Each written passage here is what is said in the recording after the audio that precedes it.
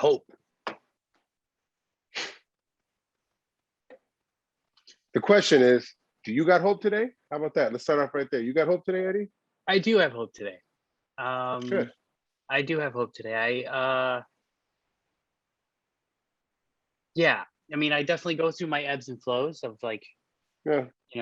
not feeling hopeful, but um I'm hopeful because somebody has to, you know? Um somebody has to, right? Someone's Uh got to pull the line. somebody, dude. Somebody's got to pull it. Yeah. Somebody's got to yeah, I mean, what a shame. What a shame if there wasn't any hope, you know? If there Yeah. wasn't like a pull in the opposite direction. And obviously we've all been through a lot, dude. We've all been through a Yeah. lot. These past 18 months have shown us so much about the world. And I just can't I can't I don't want to give in. I Yeah, don't want to give in. I agree. Yeah, and it hasn't shown the best sides, unfortunately. You know what I mean? It hasn't. Um, so I can understand the sentiment. I can understand why we get discouraged, and I can understand. And it's like I said, and it's a real emotion, but it's really easy. It's kind of like, I don't know. It's easy to assess sometimes too. It's like, wow, I'm feeling this specific way, and I can go there really quickly. And then sometimes just a little bit of sometimes just a few more seconds of pause, and a little more perspective can do wonders for how you feel about that, rather than just going to that immediate emotion. But then, like I said, I do understand like how the discouraging, and it does feel so. Like immediately I'm like, wow, it's not showing our good side. But in the same token, like what, like 18 months, Eddie, 9 of those have been spent with our crazy asses. So that's that. You know what I mean? Like that's like, even it's how and it sounds so like a pinchy Hallmark card, or like someone trying to sell you their motivational bullshit. But it's just like there's always this. It's how you look at it, your perspective. And I just that was a revelation for me right now. And I was like, yeah, this 18 months has been nuts. And once again, I just said that, Eddie. I just said that, bro. I was like, oh, it hasn't shown us the best side. No, actually, I disagree with you, Reynaldo Moreno. These past 9 months have been so uplifting. I can't believe the content I've created, the music I've made, the connections I've made in the midst of when I'm supposed to be like, oh, I'm so broken. Oh my God. I haven't felt that way. Wow. You, bro. Wow. Which is what we want to talk, which is what we were talking about. It's like, how do you keep hope in a hopeless situations? I won't say hopeless world, but I'll say hopeless situations, right? Yeah. Or situations in which you feel hopeless. Because Right. even then, like, is the situation really that way, right? Mm-hmm. Or just change your, or we just, when in doubt, zoom out, right? What is Right. TA? Right. Exactly, dude. Exactly. Has there ever been a time where you have lost hope, and how did you turn that around? Oh my God. Yeah. I mean, I think that's why we ride who we ride with, is because only people who have been down in the pit are the ones that are always there to say, hey, it's okay, let me help you out of it, right? You know what I mean? And so that's a really cool thing, because we can bond on that struggle. Yeah, I mean, I've actually, two of the biggest times and struggles for me, I think a lot of people identify with, and because we all go through these divorces, which we had kind of talked about ourselves. And I say divorces plural because I actually have been married and divorced twice. And I think I thought the first time was really a lot of hopelessness. You know what I mean? It was a lot of changes in my life at that time, and yeah, it was there. There were quite a few nights. One in particular, I just remember being literally like on the floor, like just splayed out and just bawling, just like crying, and just thinking of like this, like just so out of sorts. And I think, yeah, that's certainly moments of complete hopelessness. And how I pulled out of it, it's always why I'm here now, and why I can talk about this now is because it's always those little things. It was my little puppy Geronimo. I was working at the MMA gym. I was teaching the kids classes and running the gym and helping teach the classes. And I had just obviously my friends that were there had seen me go through this thing, and they're like, "Man, this is not our normal Ronaldo. Like, we feel bad." And so my homie Patrick, we call him Loco. So Patrick Loco, he said, "Hey, we're gonna get this fool a dog. That'll make him happy." And he had a whole litter of puppies, of pit bull puppies, beautiful, beautiful puppies. And it was in a dark time, because I remember not even going into class one day, and they had to call me like, "Hey, are you gonna come in today?" And I was like, "Yeah, I'll be there." "Why are you guys so concerned about it? Everyone else will be there to teach, no big deal." They're like, "Just be here." I was like, "All right." And I got done with my kids, got done teaching the class, and everyone was all on the front of the desk, and I came up there and they were like, "Hey, we got this for you." I was like, this little thing, and that was my Geronimo. That was my and I didn't have a kennel, I didn't have food, like there was a PetSmart next door to the in the next complex over to the gym. So I was like, "Well, you fuckers you better watch the desk. I gotta get some shit because this is mine now." And it was that the little thing, and the reason I bring that up is that little thing needed to go out every day. That little thing needed to be moved every day. And he just kind of looked at me like, "Hey, fool, we're gonna do this or not?" You know? And it was having to just do those little things. Like I said, walking around the sunshine, taking him for a walk, and caring for him, watching that whole thing grow was like, just gave my broken little heart just enough space to do what it's supposed to do, right? Which is to love and to grow. And sometimes it's that little thing that gives you just enough space so that you can be a normal person for that little bit. My Geronimo, rest in peace. But that to me was one of the, like, I very, very, like, I'll never forget that very tangible experience. It was the guys at the gym, it was jiu-jitsu, it was all, and the boxing, and all of the wonderful people that were there that were always about getting better. And it was my little Geronimo, and of course my family. But it was Geronimo. There was so many times in which I got out of it just by got to take care of the little one, you know. Which when the second divorce happened, I was able to do those things so much faster, you know, rather than saying, you know, there was moments of like, "Oh shit, here I am again. Here we are doing this damn shit again." But instead, it was just like, "Okay, bro, you've done this before. You've been on me before," and I just grabbed everything that I knew was supportive to me. So, and Geronimo had when I moved to Minnesota, Geronimo with my brother, and then I got Tiger Lily, my little kitty, the famous Diamond Hands kitty. Yeah. And I got Tiger Lily and went back to the gym and and went to therapy. Like, I did everything that I knew that I needed to do to get myself, you know, protect myself, right? Keep that seed safe so they could grow.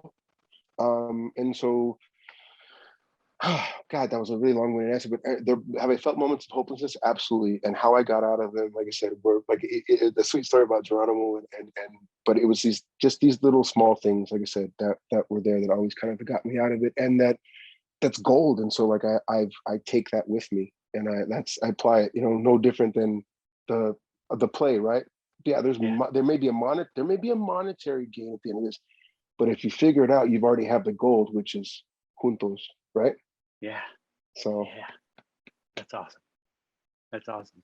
I resonate with that so much because, like, I've been divorced twice as well, and my second divorce happened around the beginning of the pandemic, and yeah, it was you know, it was rough, but I had not a puppy, but I got myself a tortoise. And it's funny because it's almost like there's two sides of you that are, one side's trying to take care of the other, and for whatever unknown reason, when I saw the separation finally, like, being solidified, I thought to myself, I need a tortoise. I need something. Tortoise, I love it, a tortoise. You know, so I got Humboldt. I got my little African gray or African spur-thighed tortoise, Humboldt, and he was Humboldt. He was named after, actually, Alexander von Humboldt, who's a scientist, a 17th century scientist. that can be a whole other stream from another time, but he's an amazing person. Yes. And Humboldt is going to be probably like 200 pounds, and he'll probably live to 100 years. You know, this is an animal I'm going to be passing on to my kids and probably my grandkids. So, and he's going to be massive. It's going to be awesome. I can't wait. I have at least a decade before it gets, you know, unmanageable. You know, so I have a decade for Moab so I can buy a barn. But I did it because I knew that I was going to go into a dark place, or I was going to go into a state of hopelessness, if you will, you know. Sure. And it really helped me kind of, because he had to be fed every day, you know. Humboldt has to eat every single day. Some tortoises are actually, you can put them into hibernation during the winter. Some reptile keepers, you actually have to put them in your fridge, or a fridge, during the winter for hibernation. But African spur thighs do not do that. They're around all year. So it was kind of like a part of me threw this onto my lap so that I can keep myself, you know, going. And it really helped so much, you know, because I had to take care of Humboldt. I had to take care of, you know, there's Marshall, there's my boy, you know, that's another one, you know, have to take care of him, have to take care of Maddie, you know, and keep myself from just like melting and just going away, you know. And you know, the way, and it was rough. And what really got me out of this state of hopelessness was, you know, taking care of myself. But this GameStop stuff, this whole saga really changed my outlook on what the future was going to be, because I really didn't know what the future was going to be like. I had no idea. I couldn't tell you. But when, you know, I had my brother actually is the one that told me about GameStop. He had been in Wall Street Bets, and told me about this stock. You know, this was like, you know, whatever, the 20th of January. And yeah, I was like, you know what? Yeah, dude, I would love to pay off my car or something. I would love to just, I don't know, sure, I'll do something because I just got nothing. You know what I mean? And then it just blossomed into this thing now where it's like I'm bullish on life. You know, learning TA. Just changed everything, dude. Changed everything about how I saw life, how I saw trends. You know what I mean? Elliott Wave really kind of resonated with me too. And just all of it. And yeah, dude, I'm bullish on life now. I'm bullish on life because of all of this, you know? I love that. And I know that I'm not alone. I know that there's a lot of people that feel a sense of like, there's a sense of awakening that's happening now, you know, and it's through this movement. And sure, we've been here for what, 9 months now. And even though it's been such a long time, I still feel exactly the same way I did in January. You know, the DD has been done. We know what's up. Yeah. Well, in fact, I would add that I feel stronger than I did when I first started. Honestly, like the more the moves that the company's made, I'm like, wow, this is I feel more and more secure in it too. You know what I mean? Like it's absolutely. It's gonna be so awesome. Yeah, it's gonna be. It excites me. But I think so it's interesting though, right? That something like a stock or you know, an investment would give you that hope, which is, you're right. But I think when you break it open more, you realize that it's because what it's doing is you're like what you had said, we're actualizing our own selves. Like we're able to just empower, we're able to be the master of our kingdom, right? And like this is like for so often, like man, I wish I could do this, right? One day I'll be one day, or wish, and I'm like, it's such a what a terrible attack on your heart and your soul all the time, right? Because you got to grind, right? And even though it's and that's why I say it's such a noble grind. People that do it every day, and it feels mindless and it feels numbing, but it's so noble because you're still fighting in the midst of all of it, and you're still saying, all right, I'll give you this little bit of me. I'll give you this little bit or a lot of bit of me, you know, because I want it from, you know what I mean? I'm for my kingdom, man. But the point, what I wanted to say is just like it is less about it. It's less about the investment in the actual company and more about the investment in ourselves, right? It's the investment in ourselves, and believing in that, like having a belief that it's you are a worthwhile investment, that this is good. And then what you end up doing, hopefully, is you make moves like GameStop does, right? You start getting rid of your debt.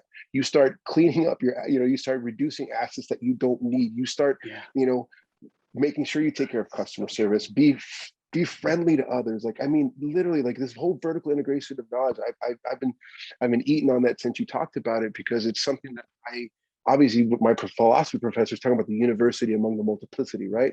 I mean, I've been hearing that message for such a long time, and I knew that it was goodness, but it was such a wonderful way to put that. So I just because I think at first glance, when people are like, all right, these people are weird.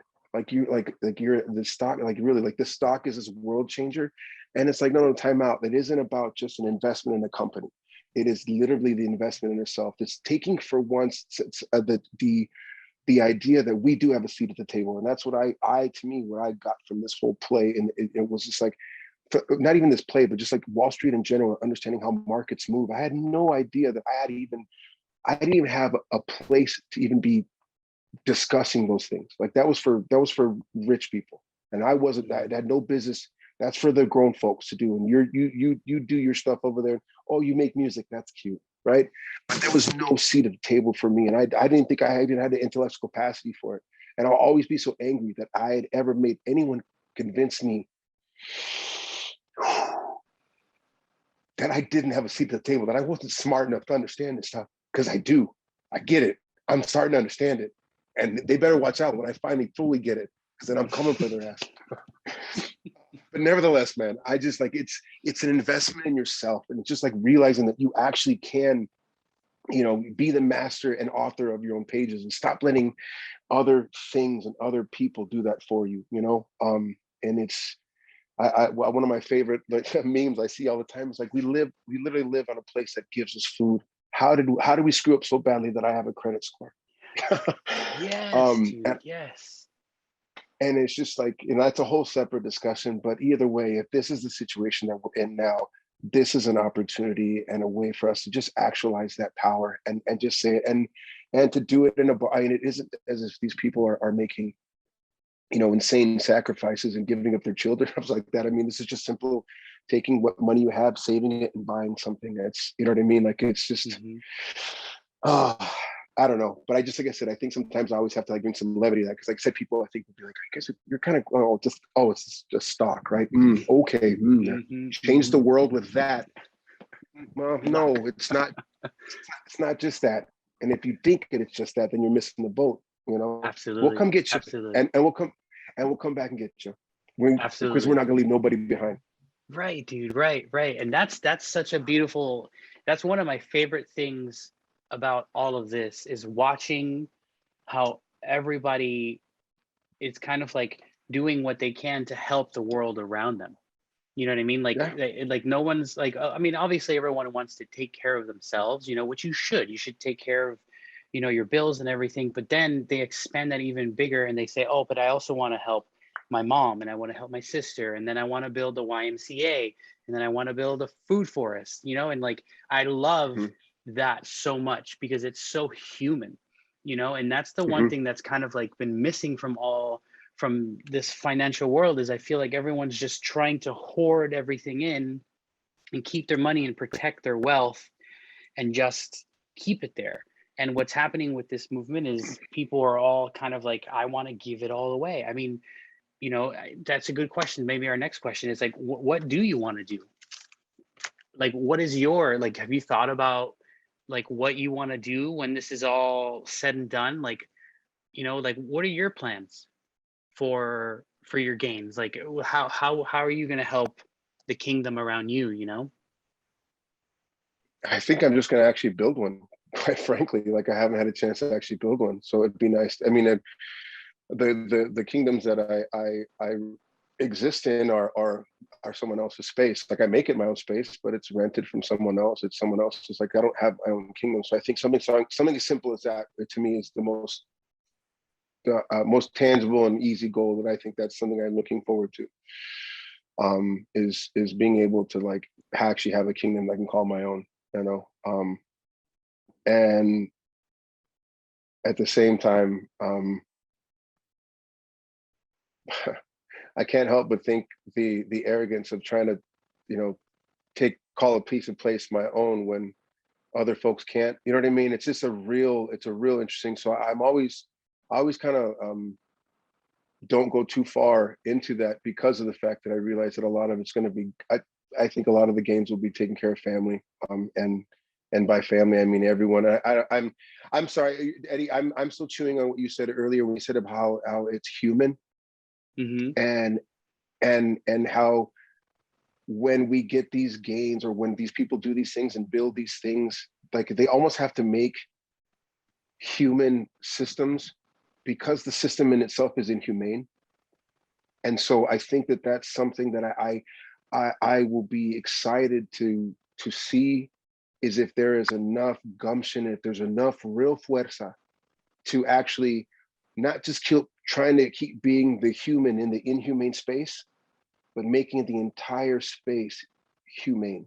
And that's that the entire system needs to be humane. And I think all the we talk about and all the bullshit we finger pointing and the scaring and the fear, it's because the systems are inhumane. Because if we had humane systems, any kind of opposition that would come our way, we take care of our people, Mm-hmm. you know? So I think the only thing I really see is having a space of my own, being able to make music at will. That's what I like, seriously, like whenever really that's all I want to do is I want to keep making my art and have a space. If I'm no longer worrying about how much money I have to generate from this art, Mm-hmm. you know, I just let it come out there. That's all I really care about. Honestly, I haven't thought too much about it, Eddie. Honestly, I really have Mm-hmm. always I really haven't thought too much about it. Yeah. Other than I know that I want a little place for myself. I want self-sustaining for myself. Yeah. I sounds terrible, but isolation. Like I don't know, I'm a Yeah. weirdo, bro. Like I want everyone to love everybody. I want everyone to be good, but hey, let me leave me by myself. I'll be over here, okay? Yeah. But I Yeah. love Yeah. you. That's awesome. That's awesome. That's really cool. And I think that there's nothing wrong with that either. I mean, you know, we have this mentality of just like you know, living to work. Um, Yeah, and yeah. that's just like that's not how things should be, you know. It's not I supposed to want be that like broken. that. I want that broken. Absolutely. If I could have that ideology broken, I would be nothing. People should not work to live. That's just not right. It's not. That's inhumane. It's an inhumane Hmm. psycho. It's just not right. It's inhumane. I don't. And I Yeah, know that yeah, that ruffles some, you know, but yeah, it's in. You should be yeah. doing what you love. Right, right, exactly. um and then I guess to answer the question myself, you know, I think, Yes, you know, I have, I was gonna just say. yeah, I mean, I feel like for me, one thing that has really resonated with me in the past, I don't know, 5 whatever years, you know, is climate change. Climate change is something that has Ah, really, really, really, uh, it's affected me. You know, like you know, my background is in television, and there was you know, a big chunk of time where I was producing, or I was working on a pitch for climate change documentaries. You know, yeah, which led me to like doing a lot of research. I did research, and just kind of dug deep and just read every book that I could on climate change, and it was very disheartening. It was very disheartening to take a look and peel back the layers of like how bad this whole thing is, and then also how far back it goes. You know what I mean? And this actually circles back to Alexander von Humboldt. Alexander von Humboldt is ooh, the first person to talk about climate change, you know. And what Alexander von Humboldt really did is he was a master observer. You know, he basically um, went throughout the natural world and collected everything. He basically traveled all of the Andes from Venezuela and just did all of the Andes mountains. And he basically collected every plant, insect, everything, literally just everything. He went on a 5-year trip and then went back to Paris with like 30 boatloads 30 boatloads of that's my dog, 30 boatloads of documentation. And he was the one that he was the first person to say that all sciences and everything is connected, that there's no real like separation between the sciences. She'll be done here in a sec. There's no separation in the sciences, everything is connected, you know, and that not only is everything connected, but they're all, I lost my train of thought on that. You know, You talk about he had collected all the samples. You talk. yeah, He collected so all the samples, and he came to right. And you know, and then he realized that that's what it was. He realized that humans' presence in whatever natural world that we would go to, we would kill everything. We would deforest everything, and then that deforestation would affect the soil, and then that soil going away would affect the ecosystems. And he said that humans are causing a change in the world. They're going to cause climate change. And then look at us now. You know, look at where we are now, where we really have, we've realized that fear, that nightmare that Humboldt saw. And you know, I want to correct that, you know, and the beautiful thing about the hopeful side, you know, to bring it back to hope, you know, is that even though the numbers and the facts really are stacked against us, and we really are kind of you know, we're headed for some pretty volatile times, you know, there is hope, you know, and there is we have actually all the answers. We actually know what we have to do. We really do, dude. We've known for probably a couple of decades what we have to do. It's just a matter of who's gonna put the money down. profit. You know what I mean? Who's gonna actually say, all right, I'm gonna take all of my wealth and I'm just gonna give it away. You know what I mean? Who's doing that? Not many people, not enough people, you know? It's a product of an inhumane system, right? Because if it was a humane system, you would have people with the excess who would be like, yeah, this needs to go this way and whatever. Yeah, absolutely. So, you know, so to answer the question, I want to dedicate the rest of my life to fighting climate change in any way I can, you know, and I gave up TV. I mean, I had worked in TV, you know, all the way up till, you know, just I guess towards the beginning of this year. The pandemic really struck my career really hard because I was a field person. Yeah, I mean, I'm a field person, so there was no field. And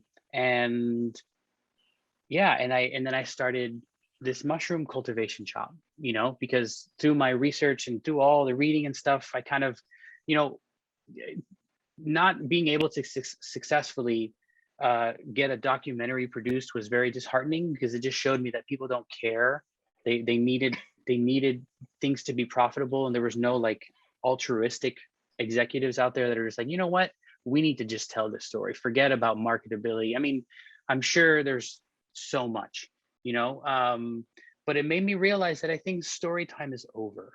You know, that's kind of what I walked away. I walked away. Oh, wow, brilliant. Story time is done, because, you know, Leonardo DiCaprio has definitely produced a bunch of great stuff. We have so many great documentaries out there. Attenborough. Yeah, dude, everybody, dude. So I think story time is over. Now is really the time for action.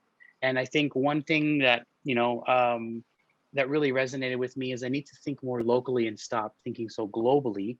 And I thought, okay, how can I help my kingdom around me? You know, how can I help what's around me? And when I ran into the world of fungi, and I ran into like that, which is a magical thing in itself, you know, I feel like I found the answer. I feel like that is the answer. You know, there's no silver bullet. It's going to be a chorus of solutions that are really going to actually solve our problems. But fungi really resonated with me. And that's what I've pretty much dedicated my time to, is just to do that. Because we have to, man. We absolutely have to, you know. And that's what gave me hope. Because doing, you know, working in TV and you know, learning what I've learned was I felt hopeless, and I felt hopeless all the way up until January, to be honest. this is just like hopeless, like, oh my God, Yeah. who's gonna really put down the money? Are they really gonna put it down? Who's really gonna like do anything? And then seeing all these people from all walks of life wake up collectively and say, I'm going to fix my corner of the world after I help everything that I can, that just really just filled me with so much hope. So I am very hopeful, and I want other people to feel hopeful as well. I really do. Yeah. Well, it makes complete sense that you would find hope in this situation, because like it's the complete opposite. Like here you are, you had this dream, this aspiration of doing something, but you were halted by this garbage finance, right? Like this bullshit system that wouldn't, like, because they didn't care about some meaningful stuff. But yet in this situation, you decided to just you had this vision, you had this dream, and yet you have an avenue to do it, and it's there, and all you have to do is just make a little investment in that company, and you see it doing that stuff. And like I said, it's not this kooky crazy thing. It's not like some magic bullet. It isn't some sort of crazy, like, this isn't some snake oil. This is legit. Like, this is, as I'm not a big fan of the term, but it's like as American as apple pie. It's just very sick. It's just like they're not.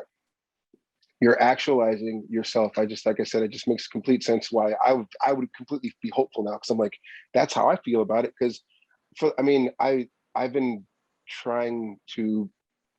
I've been a professional musician for some time now, but not really, kept it, in my own little kingdom, my own little local, and it's always kind of been. I think the biggest thing has always been, can I throw enough money at the project?